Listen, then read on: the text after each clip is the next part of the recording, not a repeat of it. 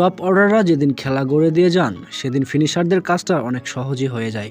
চাপমুক্ত হয়ে শেষ দিকে দলের সংগ্রহটা একটা শক্ত অবস্থানে পৌঁছে দিতে পারে ফিনিশাররা। তবে বাংলাদেশের মতো মাঝারি মানের দলে এমনটা নিয়মিত চোখে পড়ে না। শুরুতে দ্রুত উইকেট হারানোর ঘটনা অনেকটাই নিয়মিত চলছে বাংলাদেশের ক্ষেত্রে।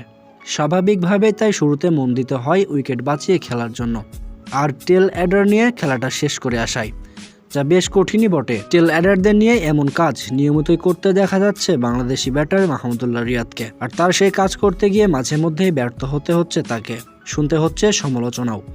এ যেমন চলতি বিশ্বকাপে শ্রীলঙ্কার বিপক্ষে পারেননি দক্ষিণ আফ্রিকার ম্যাচে, জানিয়ে উঠেছে প্রশ্ন যেন ম্যাচ শেষে করে আসা দায়িত্বটাও কেবলই রিয়াদেরই। অবশ্য অন্যদিকে তাকানোর সুযোগও তো নেই সমর্থকদের। দিন শেষে 38 বছরের একজনের উপরেই নির্ভর করছে বাংলাদেশের সমর্থকরা। এখনও মাহমুদুল্লাহ রিয়াদের উপরে নির্ভর করছে বাংলাদেশ ক্রিকেট দল। শেষটা তিনি রাঙাতে পারলেই, ম্যাচ শেষ করে আসতে পারলেই হাসি ফুটে 20 কোটি সমর্থকদের মুখে, যা দীর্ঘ ক্যারিয়ারের পরন্ত বেলাতেও হাসি মুখে করে যাচ্ছেন মাহমুদুল্লাহ রিয়াদ। দায়িত্বটা নিচ্ছেন নিজের কাঁধেই। দক্ষিণ আফ্রিকার বিপক্ষে সেই ছক্কা হাঁকাতে গিয়ে বাউন্ডারির আউট হওয়ার পর মাহমুদুল্লাহর মাথায় হাত দেওয়া বলছিল সেই কথাই। অবশ্য পরের ম্যাচে ঠিকই দায়িত্ব নিয়েছেন তিনি। নেদারল্যান্ডসের বিপক্ষে সাকিবের সঙ্গে 25 রানের ইনিংস খেলে দলকে নিয়েছেন ভালো অবস্থানে, যা পরবর্তীতে লড়াকু পুঁজে পাইয়ে দেয় বাংলাদেশকে। এই বিশ্বকাপে মাহমুদুল্লাহ বাংলাদেশের অন্যতম কাণ্ডারি, যার উপর নির্ভর করছে বাংলাদেশের সাফল্য।